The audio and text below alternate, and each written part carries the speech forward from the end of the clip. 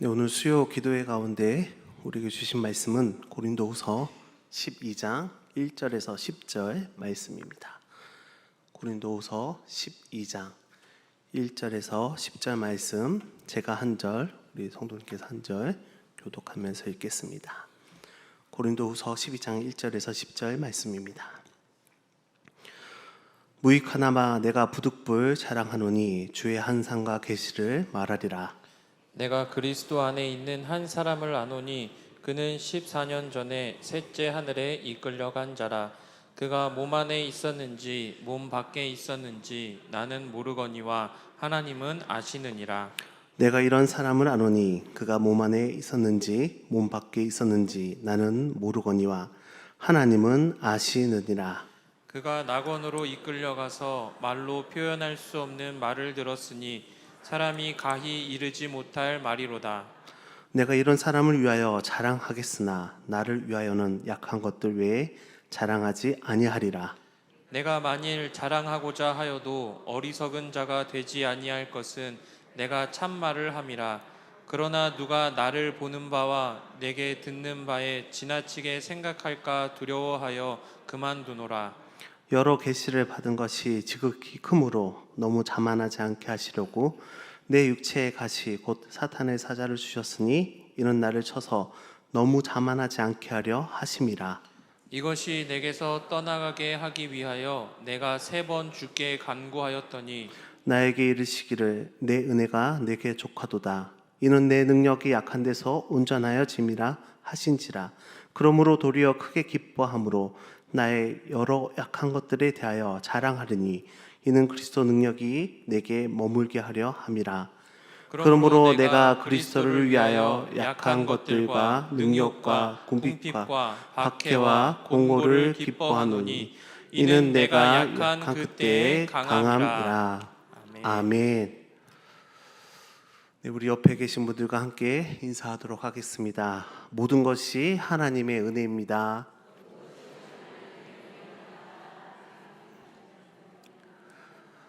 모든 것이 하나님의 은혜입니다. 오늘 교회 오시면서 혹시 하늘을 보셨나요? 제가 2주 전? 1주 전에 봤던 제주 하늘보다 오늘 하늘이 그때 제주가 무척 흐렸거든요. 오늘 하늘이 제주 하늘과 같은 날씨였습니다. 어쩜 이렇게 어제까지만 해도 비가 왔었고 흐린 날씨였는데 교회 오는 날 또 이렇게 잘 오시라고 맑은 날을 주신 것 같습니다. 모든 것이 하나님의 은혜입니다. 아멘. 이런 은혜 가운데요, 또 요즘 감기 걸리는 사람이 참 많습니다.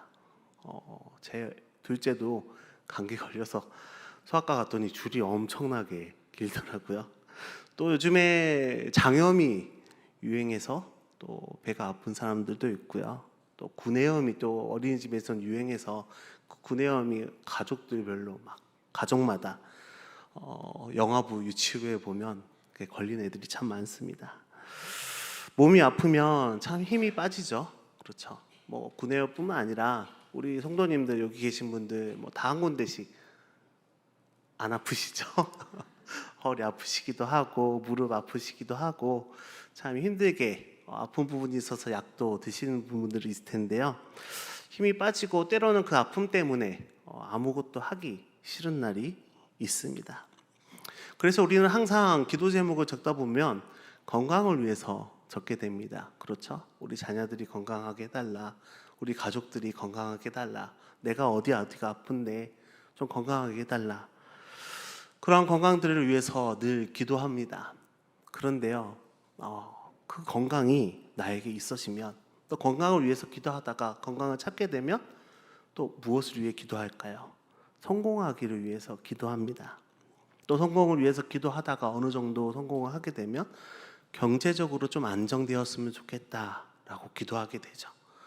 그리고 더 나아가서 이제 경제적으로 좀 안정되었으니 좀 가진 것이 부를 좀 가졌으면 좋겠다라고 기도합니다. 그래서 이런 기도 제목들이 순차적으로 이루어지는 것을 보면서 이러한 것들을 누리는 사람들, 또 누리게 되면 그런 사람들을 보면서 하나님의 은혜를 많이 받았구나라고 생각하게 됩니다. 그럼 반대로 병들고 때로 실패하고 또 아프고 또 경제적으로 힘들다면 그 사람은 하나님으로부터 은혜를 받지 못한 것일까요? 쉽게 하나님으로부터 은혜를 받았다고 말할 수는 없을 것입니다.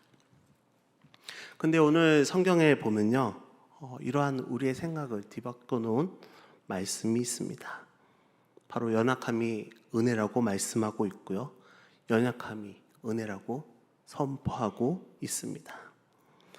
신앙 안에서 우리가 믿음 생활을 하면서 고난이 더 큰 축복이 되고요, 실패가 더 큰 성공이 된다고 오늘 말씀은 우리에게 선포하고 있습니다. 그것이 무슨 뜻일까요?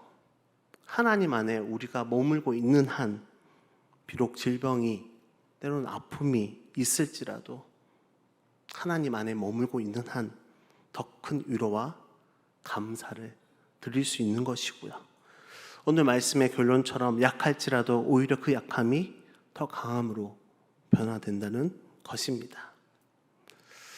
우리가 알고 있는 많은 작품들 또 걸작들이 있습니다. 그러한 많은 작품들이 과연 그들이 강했을 때, 정말 절정에 이르렀을 때 나왔을까요? 그렇지 않습니다. 연약했을 때 나온 작품들이 훨씬 많습니다. 우리가 너무나도 잘 알고 있는 베토벤, 그 교향곡들이 있잖아요. 너무나도 유명한, 우리가 쉽게 일상에서 접할 수 있는 곡들이 있습니다.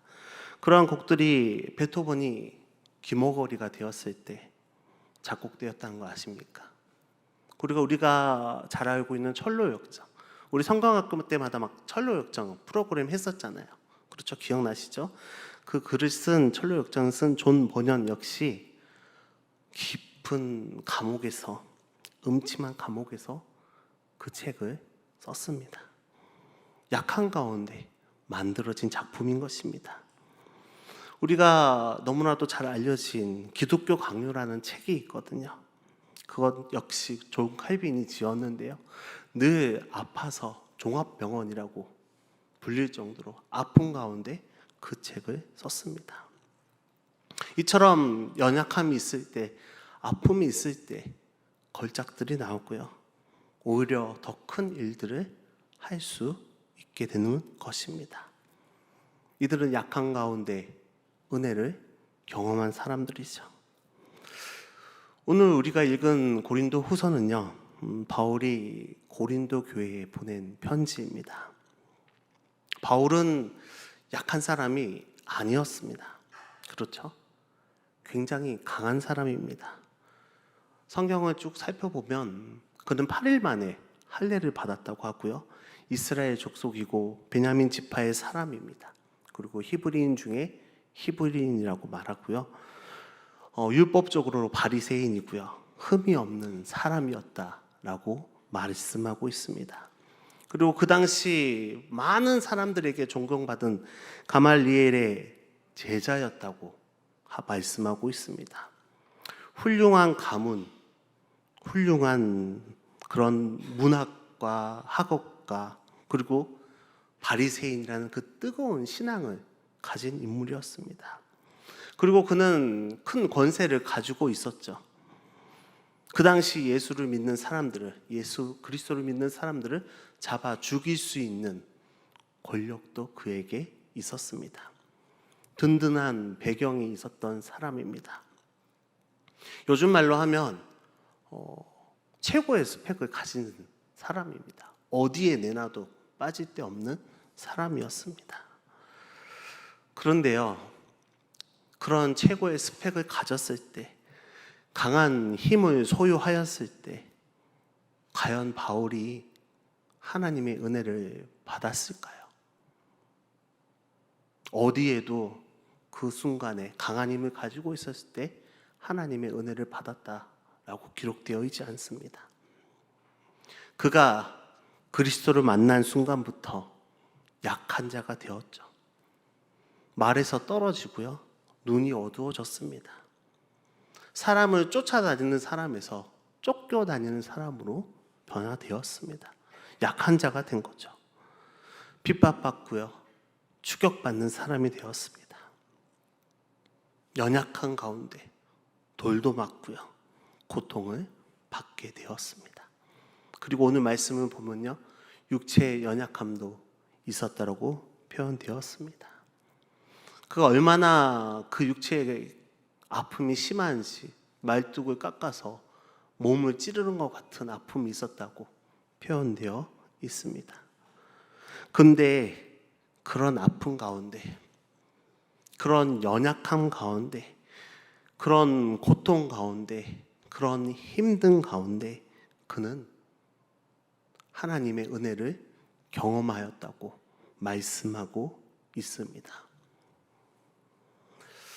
강했을 때는 하나님의 은혜를 경험하지 못하였는데 모든 것이 잃고 모든 것이 약해지고 아픔이 느껴졌을 때, 약해졌을 때 하나님의 은혜를 경험한 것입니다. 그래서 그는 모든 약함이 하나님의 은혜라고 표현하고 있는 것입니다. 왜 그는 그 은혜를, 그 약함을 하나님의 은혜로 보았을까요?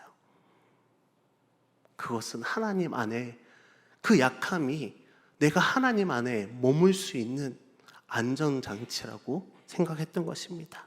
우리 7절 말씀 우리 함께 읽어보도록 하겠습니다. 7절입니다. 여러 계시를 받은 것이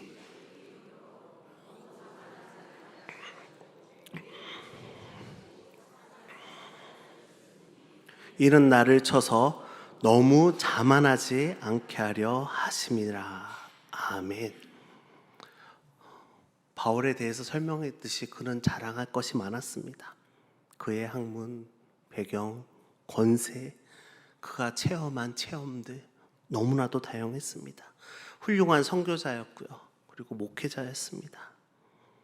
그의 활동들을 살펴보면요. 자만할 수 있습니다. 그리고 신기한 체험도 많이 했습니다. 오늘 12장 1절, 2절 말씀만 봐도 그는 천국 경험을 하였다고, 굳이 자신이라고 밝히지는 않았지만 3인칭으로 말하고 있지만 그 사람이라고 표현하고 있지만 실제로 그는 신비한 경험을 하였습니다. 셋째 하늘까지 올라가 놀라운 경험을 한 것이죠. 자만할 수도 있고요. 교만할 수도 있는 충분한 사람이었습니다. 그러나 그의 몸속에 시시각각 그를 괴롭히는 가시가 있었습니다. 그 가시가 있다고 오늘 분명히 말씀하고 있습니다. 그러면서 하는 말씀이 무엇입니까? 하나님의 은혜 아니면 살 수 없다. 그 고통에 대해서 명확하게 성경에 어떤 질병이 있었다라고 바울이 어떤 질병 가운데 가시가 있었다라고 표현되어 있지 않습니다. 하지만 여러 가지 설 중에 가장 유력한 설은요, 그가 간질병을 앓았다고 추측하고 있습니다. 간질은 어느 순간 쓰러져서 거품을 무는 질병이죠. 한번 상상해 보시기 바랍니다. 바울이 수천 명의 사람들 앞에서 설교를 하고요. 그 명설교를 듣고 다 은혜 받아서 충만한 상태에서 설교가 끝났습니다. 그 순간 바울이 내려오는 순간에 간질로 인해서 쓰러져서 거품을 물고 있다고 생각해 보십시오. 많은 사람들이 바울이라고 외치고 있는 그 순간에 쓰러져서 거품을 물고 있는 그 상황을 보면서 그 상황 가운데 바울은 무슨 생각을 했겠습니까? 시도 때도 자신도 모르게 찾아오는 그 질병 가운데 그는 어떤 생각을 했습니까? 그 순간 바울은 생각했을 것입니다. 나 자신은 정말 아무것도 아니구나. 내가 수천 명 앞에서 설교를 하고 수천 명을 변화시켜도 결국 하나님이 나를 지켜주지 않는다면, 하나님이 나와 함께 하지 않는다면 나는 정말로 아무것도 아닌 사람이구나. 매 순간 그 질병으로 인해서 하나님을 찾아질 것입니다. 그리고 고백했겠죠. 주님의 은혜 아니면 아무것도 할 수 없구나. 주님의 은혜가 아니면 살아갈 수가 없겠구나. 여러분들은 어떻습니까? 하루하루 우리는 참 솔직히 고백하면 하나님의 그 은혜 가운데 또 하나님을 의지 않고 살아갈 때가 참 많습니다. 그렇죠? 하나님보다 내 자신을 믿을 때가 더 많습니다. 믿음 생활을 하면서도 아멘 아멘 하면서도 모든 것이 하나님의 은혜입니다 라고 말하면서도 때로는 하나님을 믿는 척, 의지하는 척 살아갈 때가 있습니다. 그런데 여러분, 반드시 기억하시기 바랍니다. 내 힘으로 살아갈 때, 내가 강하다고 느낄 때, 내가 모든 것을 가졌다고 말할 때 하나님은 역사하지 않으시고요, 하나님의 은혜를 받을 수 없습니다. 우리 자신의 약한 것들이, 내 약점들이, 내 어려움들이, 내 힘듦이 하나님 안에 머물 수 있게 해주는 것입니다. 그것이 장치이고요, 우리에게 주신 은혜입니다. 약할 때 더욱 하나님 안에, 하나님 은혜에 머물 수 있도록 하나님을 더욱 의지하는 성도님들 다 되시기를 간절히 바랍니다. 그런데요, 8절 말씀을 보면요, 사도 바울이 하나님께 주께 간구합니다. 8절 말씀 우리 함께 읽어보겠습니다. 8절입니다. 이것이 내게서 떠나가게 하기 위하여 내가 3번 주께 간구하였더니. 아멘.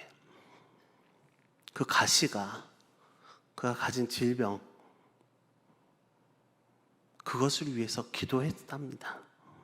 왜 3번이라고 표현되어 있지만 여러 번 할 수 있는 데까지 기도를 한 것입니다. 왜 그랬을까요? 남의 병은 잘 고치는데 내가 아프다면 사람들이 보기에 덕이 되지 않겠습니까? 덕이 안 되기 때문에 하나님께 간구할 것입니다. 하나님, 내가 사람들 앞에서 설교도 해야 되고요, 복음도 전파해야 되고요, 아픈 사람도 치유해야 되고 하나님의 능력을 보여줘야 되는데 내가 이렇게 아프고 간질로 힘들어하면 되겠습니까?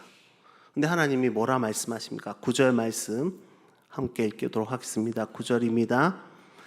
나에게 이르시기를 온자연하여 짐이라 하신지라. 그러므로 도리어 크게 기뻐함으로 나의 여러 약한 것들에 대하여 자랑하느니 이는 그리스도의 능력이 내게 머물게 하려 함이라. 아멘. 우리가 처음에 말씀드렸듯이 보통 우리가 은혜라고 말할 때 좋은 것을 받았을 때, 시험에 합격했을 때, 승진했을 때, 기도 제목이 잘 이루어졌을 때, 사업이 잘 될 때, 내 자녀가 잘 결혼할 때 하나님의 은혜입니다 라고 표현합니다. 그런데요, 여러분, 조금만 더 관점을 넓혀보면 좋을 것 같습니다. 넓게 살펴봐서요, 우리 그리스도인들은 하나님을, 그리스도를 닮아가는 것이 그리스도인입니다. 그리고 늘 우리는 그리스도와 주님과 더 가까이 살아가기 위해 살아가는 존재입니다. 그렇다면 하나님과 더 가까워진다고, 또 하나님과 더 가까이 머물러 있다면 그것이 우리에게 은혜가 되는 것이 아닐까요? 그렇게 은혜를 해석한다면 우리가 언제 하나님과 더 가까워질 수 있습니까? 아플 때 가까워집니다. 실패할 때 가까워집니다.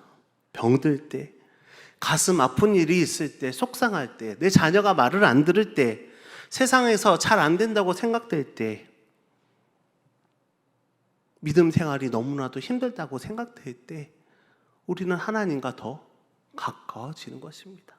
우리의 삶의 목적이 하나님과 가까워지는 것이 은혜라면 그 순간이 은혜의 시간이 되는 것입니다. 그것이 은혜인 것입니다. 그랬을 때 바울이 깨달은 것입니다. 나에게 주어진 이 아픔이, 이 가시가 하나님과 가까워지기 위한 하나님의 은혜구나. 하나님의 말씀을 통해서 저주가 아니라 아픔을 주기 위해서 나에게 이런 일이, 내 질병이 있는 것이 아니라 그것이 은혜임을 깨닫고요, 기뻐하고 그 육체의 가시에 대해서 자랑하게 되는 것입니다. 내가 아픔이 있으니 하나님과 더 가까워질 수 있다. 내가 질병이 있으니 하나님과 더 가까워질 수 있다. 사랑하는 여러분, 여러분들이 분명 삶을 살아가면서 신앙생활 하면서 슬픔들이 있을 것이고요, 아픔이 있을 것입니다. 그리고 말하기 힘든 고민도 있을 것입니다. 남들에게 말 못할 약점도 있을 것이고요, 어두운 면이 누구에게나 다 있을 수 있습니다. 그것이 오늘 말씀으로 표현된 가시입니다. 여러분들에게 주어진 가시이고요, 그 가시를 품고 살아가야 하는 것입니다. 그 육체의 가시가 지금 당장은 은혜처럼 아니더라도 삶을 살아가면서 먼 훗날 바울과 같이 여러분들의 자랑이 되고 여러분들의 간증이 되면 너무나도 좋겠습니다. 그렇게 될 수 있기를 기도하며 살아가는 여러분들 되시기를 바랍니다. 그러면서요, 사도 바울은 고백합니다. 약한 것이 하나님의 능력이 나타낼 수 있는 통로. 그러면서 기뻐하고 감사하고 찬양합니다. 10절 말씀 우리 함께 읽도록 하겠습니다. 10절입니다. 그러므로 내가 그리스도를 위하여 약한 것들과 능욕과 궁핍과 박해와 공고를 기뻐하노니 이는 내가 약한 그때의 강함이라. 아멘. 결국 문제의 극복의 최대의 해결은 그 자리에서 감사하고 찬송하는 것입니다. 우리가 찬송하면 슬픔도 잠시 멈추게 되고요, 하나님을 바라보게 됩니다. 그리고 하나님의 그 충만한 그 은혜에 빠져들 수 있죠.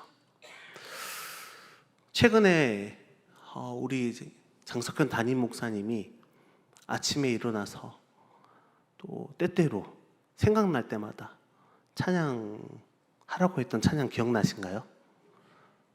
제가 설교 때 찬양을 한 번도 한 적이 없어서 그래도 이 찬양은 할 수 있을 것 같아서 한번 같이 불렀으면 좋겠습니다. 내 영혼이 주님을 찬양하며 기뻐합니다. 내 영혼이 주님을 찬양합니. 내 영혼이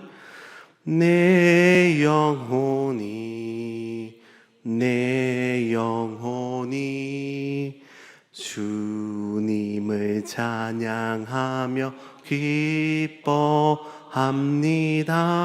내 영혼이 주님을 찬양합니다.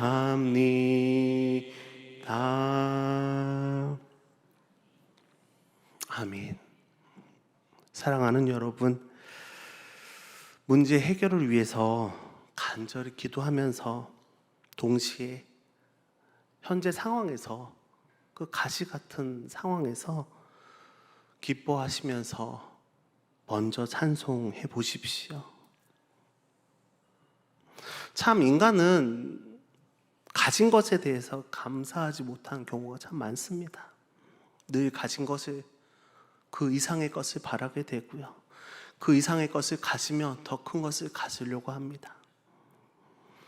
그래서 우리는 어떻습니까? 가진 것보다 없는 것에, 때로는 잃어버린 것에 너무나도 집착할 때가 많습니다. 근데 반대로 생각해 보면 현재 받은 것, 아직까지 내가 가지고 있는 것 얼마나 많습니까? 너무 잃어버린 것에, 없는 것에 집중하지 마시고요. 자신에게 있는 것에 집중해 보십시오. 너무나도 감사할 것이, 찬송할 것이 많이 있을 것입니다. 사랑하는 염산교회 성도 여러분, 우리의 약함이 무엇입니까? 바울이 가진 그 가시 같은 약함 다 있습니다. 저도 있고요. 여기 계신 분들 다 있습니다. 연약한 것들, 불편한 것들, 나약한 것들, 고민거리, 건강의 문제, 자녀의 문제, 관계의 문제, 직장의 문제, 다 하나님이 우리에게 주신 약한 것들이 가시가 하나 이상씩 있을 것입니다. 그런데요, 하나님이 우리를 괴롭히기 위해서, 아프게 하기 위해서 주신 것이 아닙니다. 하나님의 은혜 안에 머물 수 있도록 우리에게 주신 것입니다. 벗어나지 말라고. 믿음 안에 신앙생활을 벗어나지 않도록 우리에게 주신 것입니다. 하나님의 능력이, 하나님이 우리 안에 계속 머물기 위해서요, 그 아픔에 대해서 감사하시며, 나에게 주시는 하나님의 은혜의 통로이구나, 하나님의 능력이 내게 계속 머물게 하기 위한 하나님의 장막이구나 라고 고백하시기 바랍니다. 그리고 약함으로 인해서 기뻐하십시오. 그리고 부족함으로 인해서도 감사하시기 바랍니다.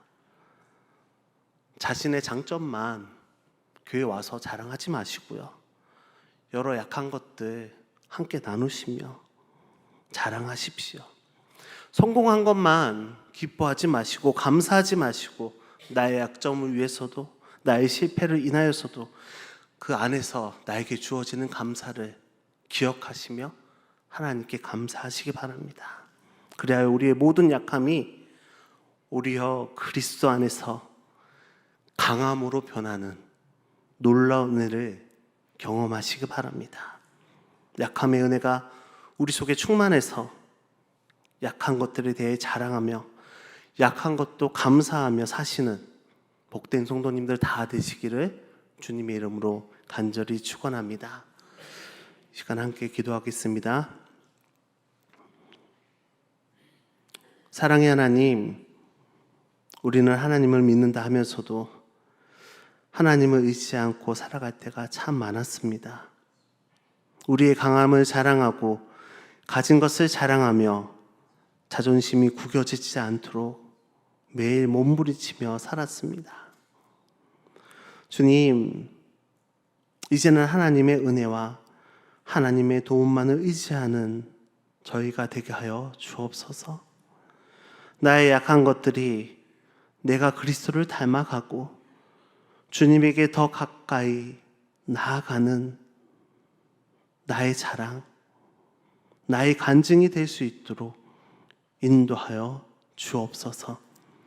우리의 약한 것들이 하나님의 능력이 나타날 수 있는 통로임을 깨닫고 약한 것을 자랑하며 늘 기뻐하고 감사하고 찬송하는 믿음의 자녀가 되게 하옵소서.